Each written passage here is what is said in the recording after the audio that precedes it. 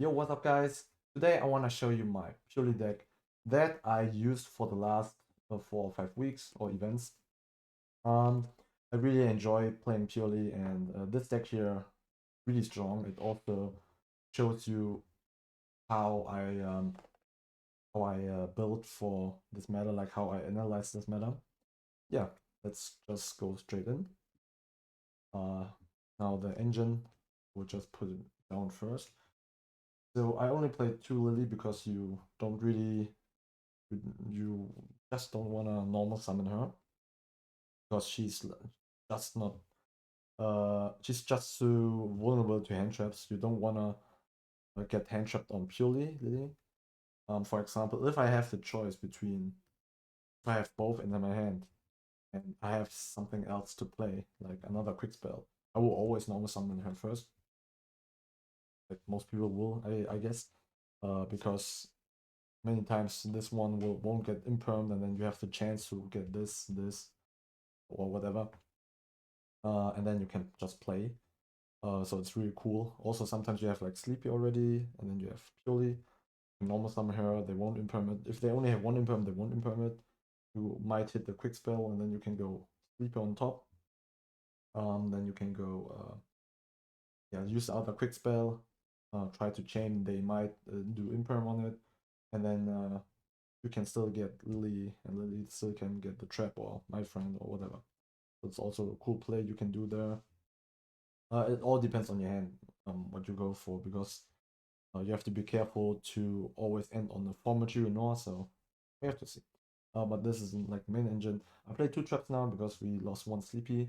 The main reason is not only that we need make Noir, basically, but also I want more hits with the Purely.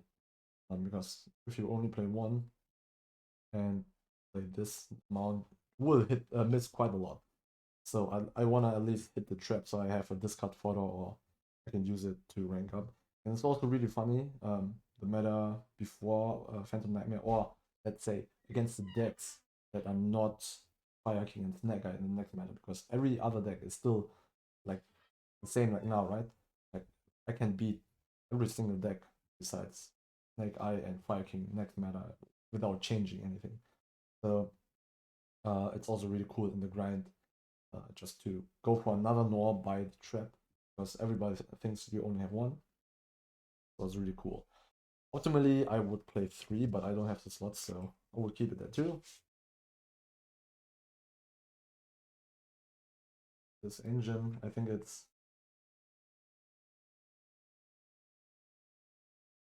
22 cards. Um, then this one is also engine for me, pot of prosperity. This is really important. I don't know why people are playing 2 or playing 1 or 0 even. It's crazy because the stack is even with 3 sleepies, it's quite bricky sometimes. And even like only having one place is risky because your opponent obviously most of the time has a hand trap. So now what I decide to play in the main is cross out and call by. So these are really important. If you follow me on Twitter, sometimes I write some um, yeah, tournament reports or like live updates.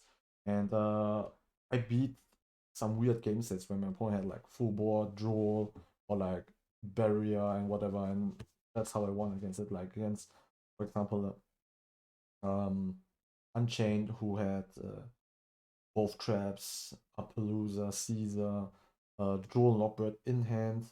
I beat it in these cards. Like this one for Rage, this one for Draw, and the next card for Appaloosa and Caesar, like Lightning Storm. But yeah, these are insane. This meta is really slow, and basically all decks are slow besides the next decks, which will be Snake Eye and Fire King, of course. Race is not real for me, but yeah, these decks will be faster. So, but right now this is like insane. Sometimes I also beat the mirror with that randomly. That's funny. But most of the time, I just wanna push through the board by going into happy or whatnot. And most of the time you can do it because of the field spell too. You barely manage to get one XYZ through, but the problem is if your opponent has a Ash or Imperm or Droll at a crucial time, you will lose. So that's why I put both in. And this one is also insane, this meta, right? Fire King, Labyrinth, they all use the Grave, Hang Traps. Um, you can hit so many decks just by running this card, so it's really strong. Unchained also there, so yeah, you can hit many cards. Then I decided to play this. Um, Mainly in the beginning, I wanted to beat Rescue Ace 100%, so I run backdoor removal, I run the good hand traps, field spell, all that. And I want to beat that, but now these cards are mainly here for simplifying. So, meaning I don't have field spell all the time, I don't have crossout all the time. I want to use this to simplify the game state. Um, yeah, just hitting the back row is enough, and then start playing. Hitting like Imperm when you don't have field spell is also really strong. Or like hitting monsters, like especially this, hitting monsters. It's really strong. Like that's how I beat the Unchained board I mentioned before. I beat Appaloosa and Caesar with this one. I beat Rage with this one, and I beat the Control with this one, and that was insane.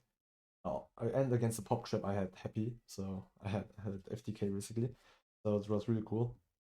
This one was always good. You can run other breakers too. You can also run um, Dark Ruler, for example, is also really strong because it simplifies, and then you can just run into the stuff. Uh, but this is good. Like I have Ruler on my side, I will show later, but you can switch it out if you want. This one was always good for me. What else to say about this card? This card's also here because of Labyrinth, since you run hand traps like Ash and Imperm, but they also don't have wombo combo all the time in their turn zero or like in their turn. So what you can do is they set maybe 4 cards or whatnot, and you just go Lightning Storm, Duster, and then they chain everything. And but what does it do? It literally just pops 1 card out of your hand if they go for Lovely, meaning they will only have 1 pop, maybe a hand trap or not, and you have like 5 hand cards, no 4 hand cards still, and should be enough. That's why it's also in here.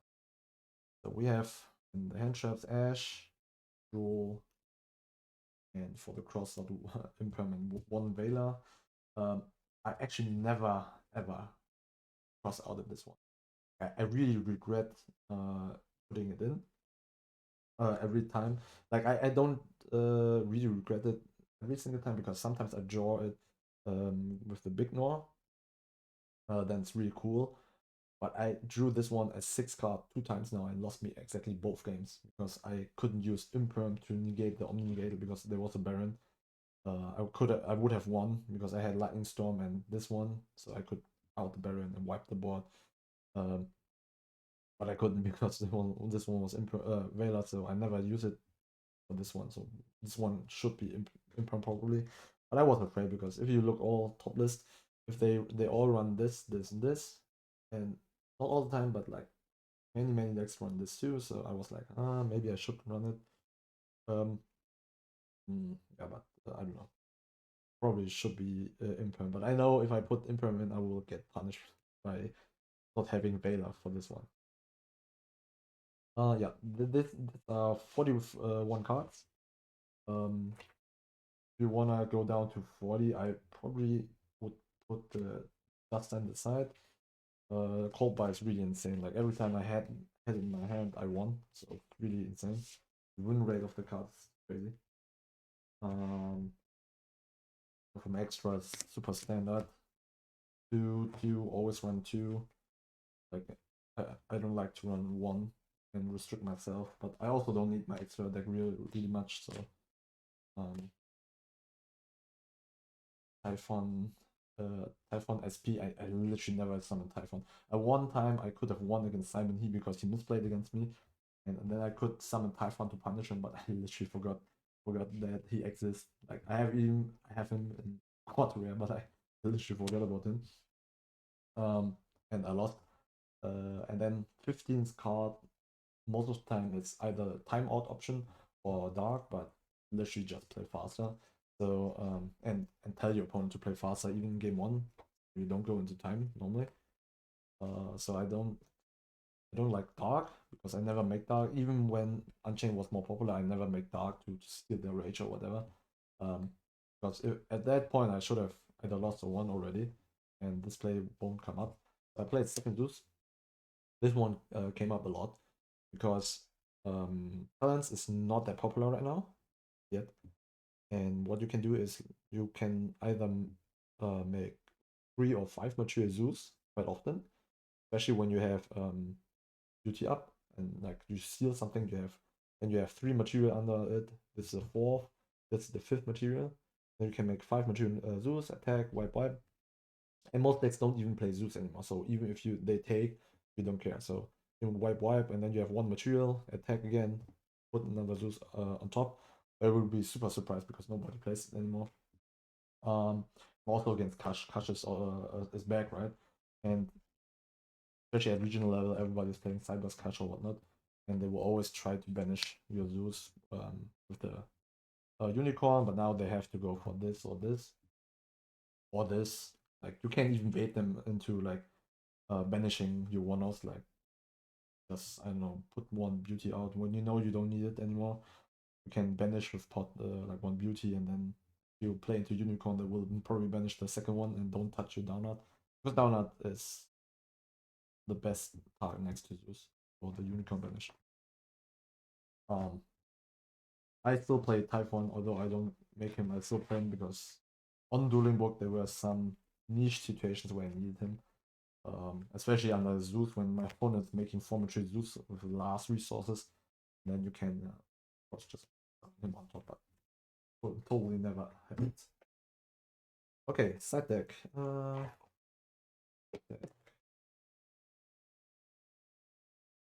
Rebel or Labyrinth. Literally only for Labyrinth. Or like slow Fire King decks. Like if they don't play the Snake Eye version, I set this in. But if they're playing a quicker version like a Tri Brigade or Snake Eye, I will set this in. Shifter. It's too. It's good. Good against everything. It's also good in the main. But the thing is, I don't need it in the main. I beat everything without it. This is one is only for speedy decks, super high combo decks, Unchained here, what not, Unchained here, fast Fire King decks. Even against Rescue Age, funny enough, because against Rescue Age you can just throw it down, and you have many combinations with this card to beat the setup by like Shifter plus any back removal, everything's gone. Shifter plus Ash, they cannot use emergency, or you negate it rather. Against you use this one and have imperm, then you can imperm turbulence if you want to. So you have many combinations with Shifter. Then I play Dark Ruler to trade as a, because Purrely is a deck that has to discard. We need cards that trades really efficiently, and this one is one of the best breaker, right? Purrely always was. Also, when you have Lightning Storm or Dust Over, this one's like FTK against most decks.